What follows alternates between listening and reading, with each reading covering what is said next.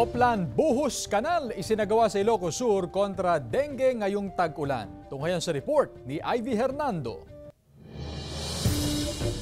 Kasabay ng pagpasok ng tag-ulan, muling nagpaalala ang health sector kaugnay sa paglilinis ng kapaligiran. Ang MDRRMC Gregorio del Pilar nakibahagi sa Oplan Buhos Kanal, hakbang upang makaiwas sa dengue. Ibinuhos ang tubig na may gamot sa mga kanal na isa sa karaniwang pinamumugaran ng lamok. Sa Santa Ilocos Sur, maliban sa Oplan Taob at paglilinis sa bakuran, muling pinaalalahanan ng autoridad ang mga may-ari ng babuyan kaugnay sa paglilinis dahil isa ito sa nakitang sanhi sa pagdami noon ng daga na nagresulta ng pagkakasakit at pagkasawi ng 4 na katao sa bayan dahil sa leptospirosis. Siyempre, dagi ngamin babuyan, no daduma, dagi excess nga kanin ti baboy ngamin. Iso ti kaninda.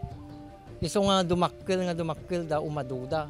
Ang leptospirosis ay mula sa Leptospira bacteria na karaniwang nakukuha sa ihi ng daga na maaaring maipasa sa tao sa mga open wound.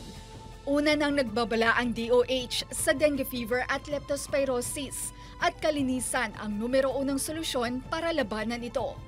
Kasama si Norman Raca, Ivy Hernando, 1 North Central Luzon.